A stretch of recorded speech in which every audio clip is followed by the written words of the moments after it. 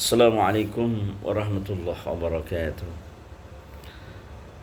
Pemirsa yang budiman, pagi hari ini sebelum kita bicara, yang pertama panjatkan puji dan puja syukur kepada Allah Subhanahu wa taala. Biqauli alhamdulillahi rabbil alamin. Berselawat kepada baginda Rasulullah Muhammad sallallahu alaihi wasallam. Biqauli Allahumma shalli ala sayyidina Muhammad wa ala ali sayyidina Muhammad. Hadirin pemirsa yang berbahagia, ketika manusia itu ditimpa musibah, karena tidak ada manusia yang selamat daripada ujian di dunia ini kecuali sudah mati, dan itu karena sudah ditetapkan oleh Allah Subhanahu wa taala dalam Al-Qur'an bahwasanya akan aku timpakan, kata Allah. Itu tepatnya ada di surah kedua Al-Baqarah ayat 155 sampai 157. Wala nabluwannakum bisyai'in minal khawf wal ju' wa naqsin minal amwal wal anfus was samarat wa basyiris sabirin alladzina idza asabathum musibah qalu inna lillahi wa inna ilaihi raji'un. Dan sungguh-sungguh aku timpakan kepada kalian semua, akan aku uji kepada kalian semua. Apa pertama adalah al-khawf, rasa takut. Takut nggak makan, takut pekerjaannya dicopot, takut kalau petani sawahnya, tanaman di sawah dimakan tikus, wereng dan sebagainya.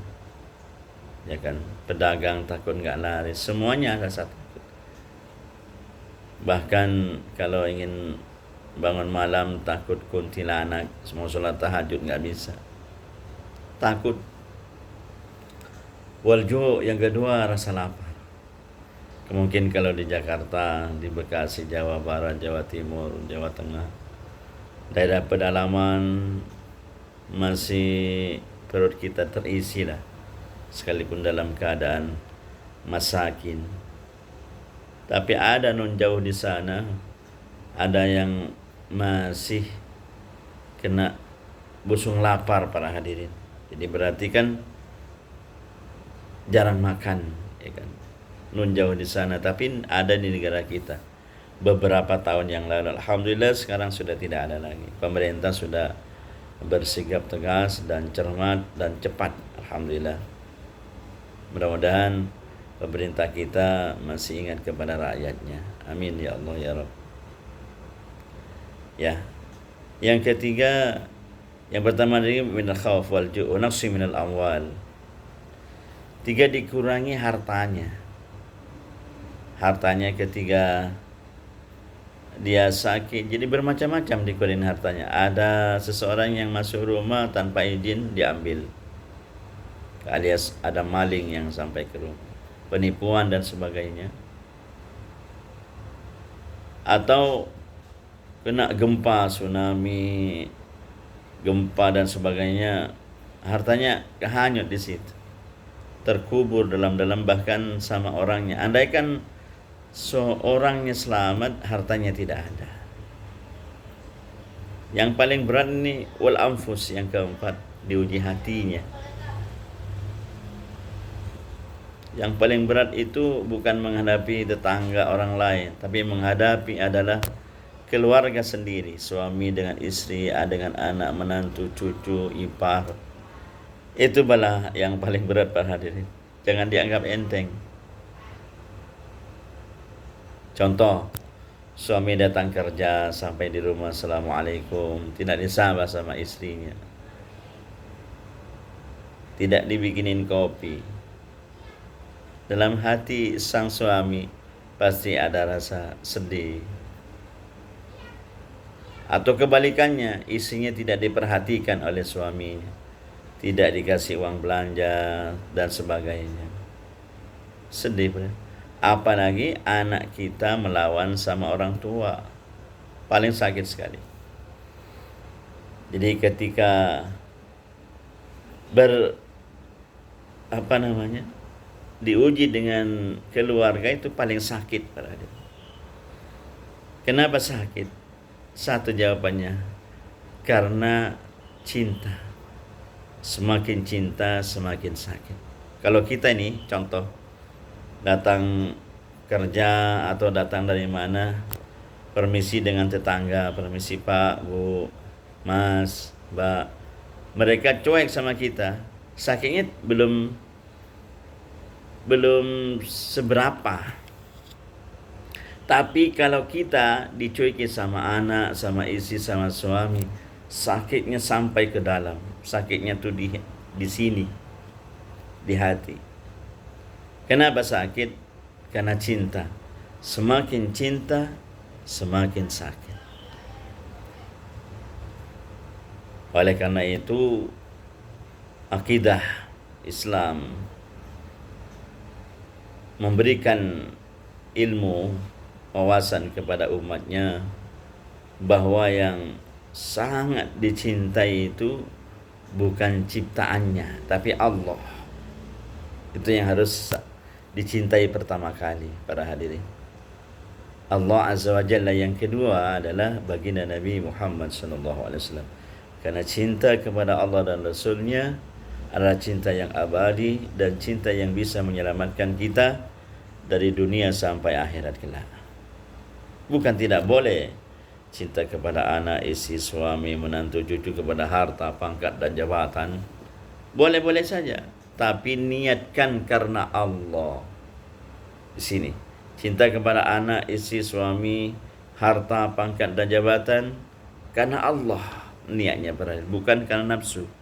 Sebab kalau karena nafsu, maka siap-siaplah kecewa dalam hati manusia itu sendiri. Dan ini yang keempat, ya kan?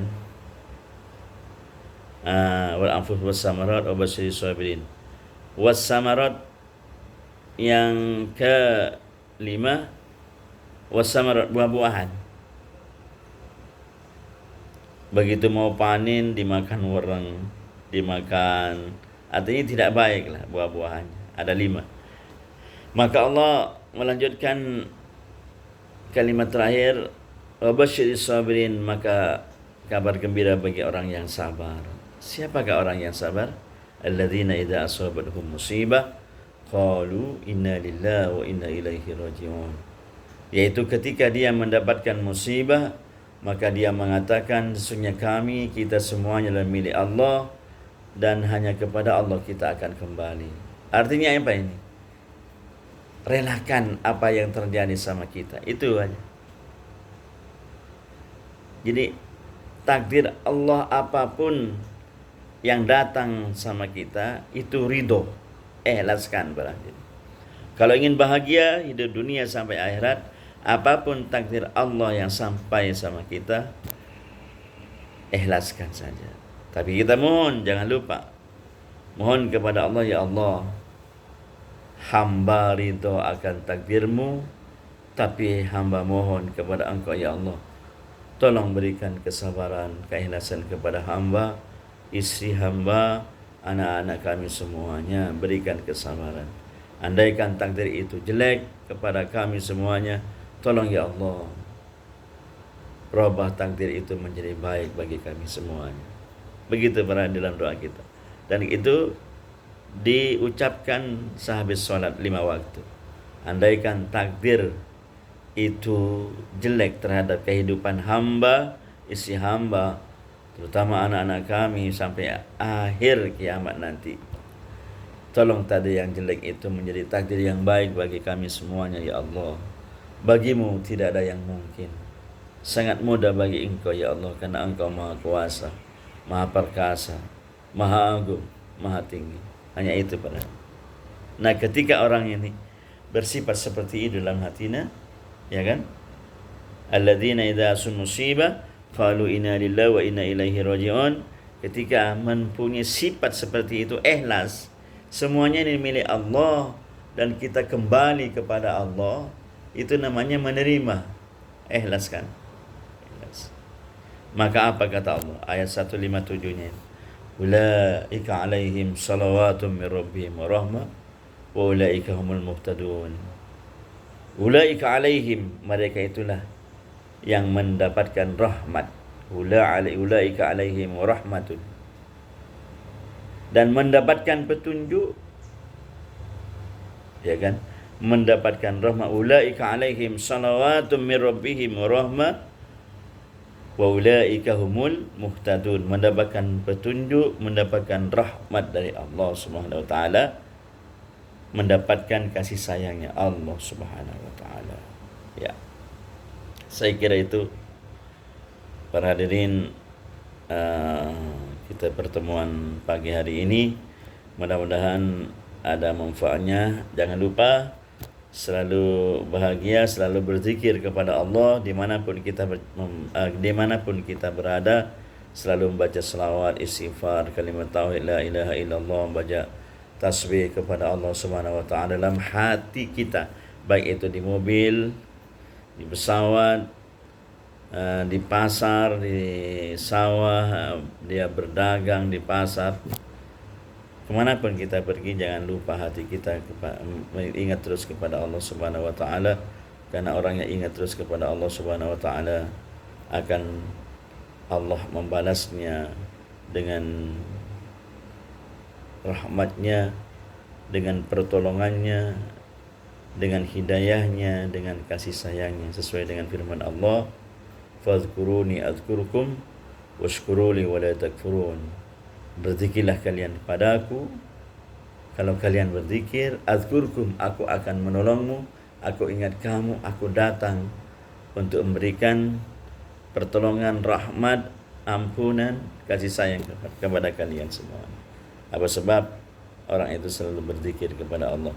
Cuman ada satu yang tidak boleh berzikir, yaitu di tempat WC. Ketika manusia itu masuk dalam WC, baca doa dulu, lalu nongkrong di WC, tidak boleh berzikir kepada Allah, kecuali sesudah istinja, bersuci, habis itu mandi. Ketika mandi boleh berzikir, karena itu dianjurkan oleh agama. Ya, saya kira itu mudah-mudahan ada manfaatnya. Billahi taufiq wal hidayah. Assalamualaikum warahmatullahi wabarakatuh.